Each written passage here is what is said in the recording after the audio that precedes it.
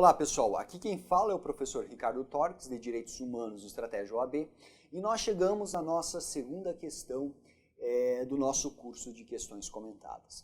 Nessa questão nós vamos explorar um assunto que está afeto ao Sistema Global de Direitos Humanos, mais propriamente nós vamos tratar a respeito do Pacto Internacional de Direitos Civis e Políticos.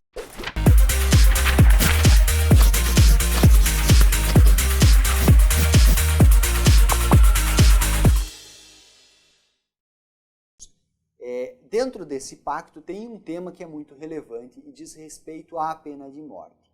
No que diz respeito à tratativa da pena de morte, é importante que você saiba que nós temos um tratamento específico em relação ao tratado na sua forma originária e posteriormente é adicionado um protocolo facultativo que vem restringir a aplicação da pena de morte.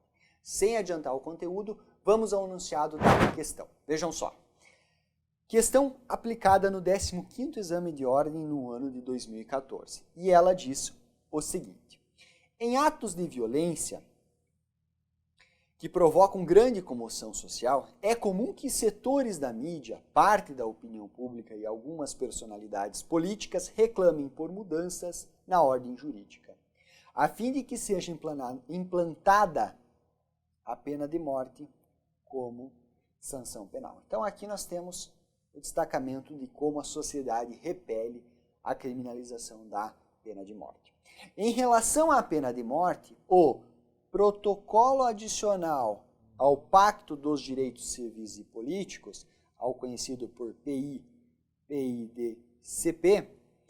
devidamente ratificado pelo Brasil, assinale a alternativa correta. Portanto, no comando da questão, o que você tem que saber? Que nós vamos analisar a questão da pena de morte tendo em vista o segundo protocolo facultativo ao PIDCP. Então, vejamos quais são as alternativas. A alternativa A é permitida, então eu estava falando da pena de morte, ela é permitida apenas nos casos mais graves de extrema violência contra a pessoa, desde que respeitado o devido processo legal. Alternativa B, é proibida em qualquer hipótese, pois o direito à vida é inerente à pessoa humana e tal direito deve ser respeitado e protegido por lei. Então, na alternativa A nós temos a flexibilização, desde que seja respeitado o devido processo legal, ela poderá ser aplicada para os crimes mais graves de violência contra a pessoa. Na segunda hipótese, ela já não repele todas elas. Vejamos o que vai dizer a C e a D. A C. É permitida apenas para os países que já haviam adotado a pena de morte antes de ratificarem o protocolo, desde que reservada para os crimes mais graves e que a sentença tenha sido proferida por tribunal competente.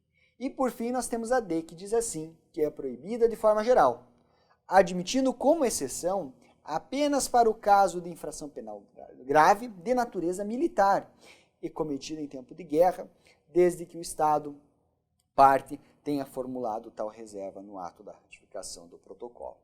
Veja, então todas as alternativas estão dizendo o seguinte, nós temos uma dizendo que não pode, nós temos uma dizendo que é possível para os crimes mais graves, daí outra, é possível, mas tem algumas condições, e a outra, não, só é possível num caso extremo, nos casos de guerra. Então, qual é a alternativa? Para você responder essa questão, vamos primeiramente tratar do conteúdo atinente à matéria, depois eu volto para a questão. Veja lá. O que o PIDCP prevê na sua forma originária? Então, quando o Pacto Internacional dos Direitos Civis e Políticos foi editado, ele previa o seguinte, que quem não instituiu, ou seja, quem não tinha adotado a pena de morte, não poderá adotar a pena capital. Então, essa era a primeira previsão que tinha lá. Dessa forma, qual que é a conclusão? Que não foi abolido totalmente a pena de morte no PIDCP na sua forma originária. Além disso, eles admitiam a pena de morte para os crimes mais graves e de acordo com o devido processo legal. Veja, se você prestou atenção quando nós fizemos a leitura lá, essa aqui é a redação originária que está lá na alternativa A, que fala dos crimes mais graves. Então você já sabe que essa não é, porque não é a do protocolo adicional, essa aqui é a redação originária do pacto, certo? Daí veio o segundo protocolo facultativo, né? E previu o seguinte, nós temos o primeiro protocolo que não interessa ao caso aqui, estamos tratando só do segundo porque fala da pena de morte. O segundo protocolo diz o seguinte, ele traz uma maior restrição, praticamente aboliu, e qual é a hipótese em que será admitida? Então, assim, aqui você já vai tirar, quando a gente fala em que houve maior restrição, nós vamos tirar a B também. Então, a A já foi tirado fora, a B também, porque a B fala assim, que não poderia, ó, eu vou voltar. A B fala assim, é proibida em qualquer hipótese, então a gente já sabe que não é a B. E nós sabemos também que não pode ser a letra A, que ela fala que é nos crimes mais graves. Esse aqui é a redação originária do PI-DCP. Então, também não é a A. Então, será ou a C ou a D. Vamos ver qual delas. Vejam só, será possível aplicar a pena de morte se o país já adota a pena, certo?